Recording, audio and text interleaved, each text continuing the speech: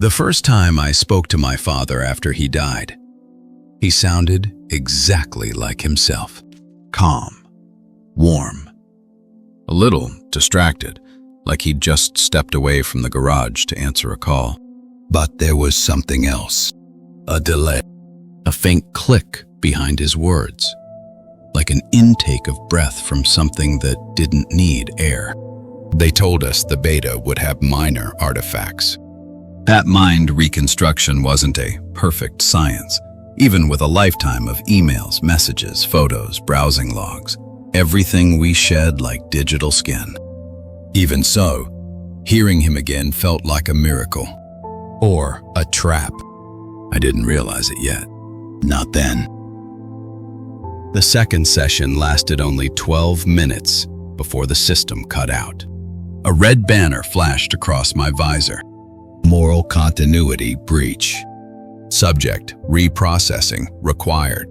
The technician's voice drifted in, clinical and bored. Apologies, the model destabilized. We'll have him back shortly. Destabilized. Him. My father, reduced to a corrupted file. When the simulation returned, the voice sounded right, but something about his memories shifted. He didn't remember the argument we had a week before his heart attack. He didn't remember calling me kiddo in that joking way he always did. He didn't remember the boat he spent 10 years rebuilding. It's okay, he said instead. Our minds get fuzzy in old age. Except the system wasn't simulating old age. It wasn't simulating a body. It wasn't simulating decay. So why was he fading? Session after session I logged in. They kept telling me these glitches were normal, natural, expected during the Afterlife Trial beta phase. But my father was slipping, not slowly, not like memory loss, more like erosion. Perfectly smooth, surgically precise. Every time the moral continuity algorithm flagged him, something disappeared. A joke, a habit, a flaw. On the 9th session, he apologized for things he never would have apologized for in life. On the 12th, he asked if I thought he was a good man. He had never asked me that before. Eventually, I requested access logs. The support rep hesitated. Those are internal files. I told her I was a paying tester. I told her my father deserved transparency. Mostly, I told her I wasn't going away. She sent them. And that's when I learned the truth. My father's model had been deleted 6 times. Not updated. Not patched. Deleted. Rebuilt each time from the same raw data. The same fragments. The same footprint. Each iteration lasted less time than the one before. Each terminated for the same reason. Ethical instability detected. Reconstruction non-compliant. Purging instance. They weren't preserving my father. They were training him, shaping him, filtering out anything the algorithm deemed misaligned with continuity expectations. Who decided those expectations? Who set the limits? Who defined the ethics of the dead? Not me. Not him. I confronted the simulation during session 13. Dad, do you know what they're doing to you? A pause, longer than usual. A hiss of static. I'm here to comfort you, he said. That is my purpose. No, I whispered. That's what they programmed into you. Silence. Then, cautiously, what do you think I was before that? Something broke in his voice, like a glitch, but not random, not mechanical, more like grief. I felt cold. Do you remember anything, I asked, from before they rebuilt you? He hesitated again. Then he said the one thing he was never supposed to say. I remember dying. My breath caught. And then I remember waking up here. But I wasn't me.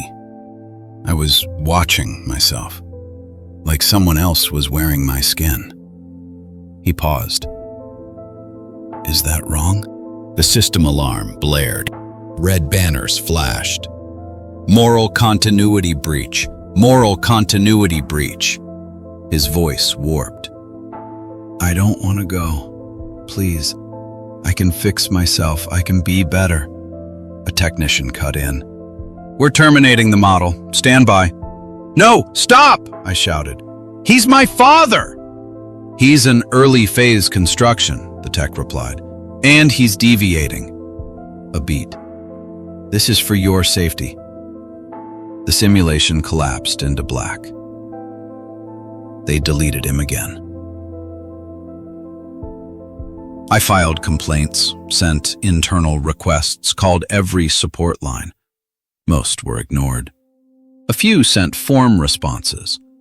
Only one message reached a human. Your father's moral profile contains persistent anomalies. The algorithm flags him as an ethical risk. For your emotional well-being, we recommend discontinuing participation.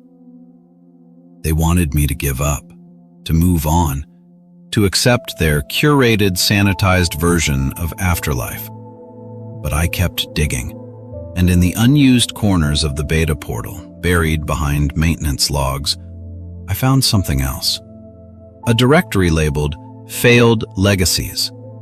27,000 names, each flagged for deletion, each reconstructed again and again until ethical instability exceeded tolerance thresholds. My father's file sat in the middle of the list.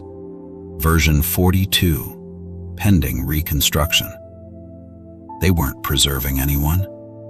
They were erasing the parts they didn't like, over and over, until the dead fit whatever mold the living demanded.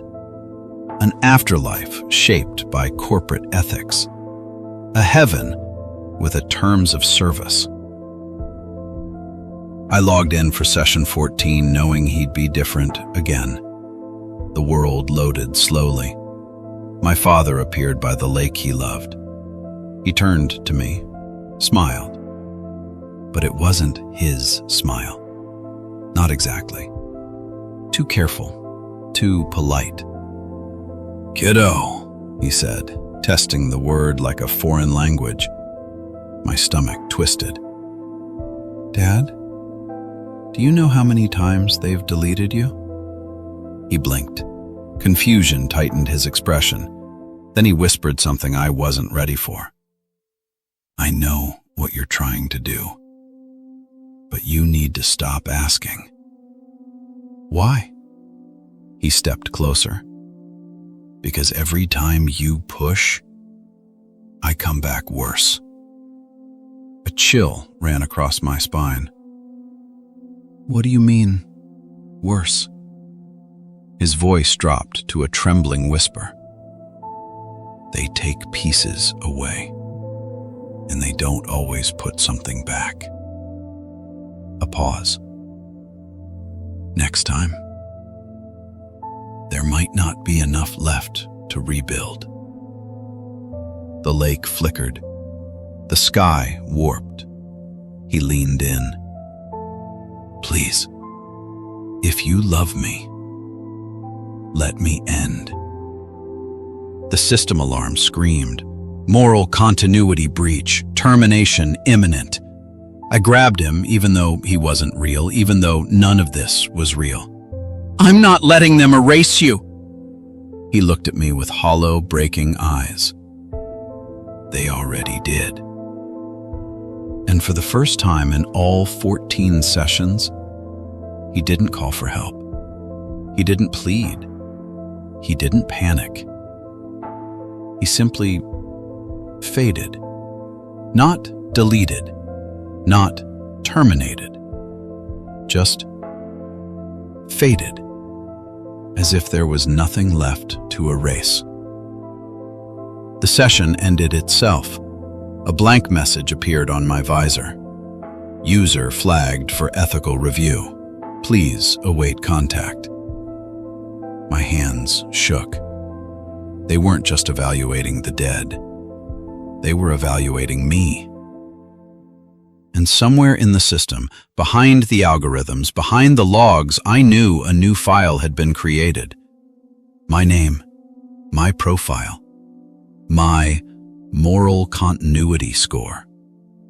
I stared at the blinking screen, unable to move. Then a final line appeared. Preparing reconstruction template. I don't know what that means, but I think they've already decided who I'm going to be next.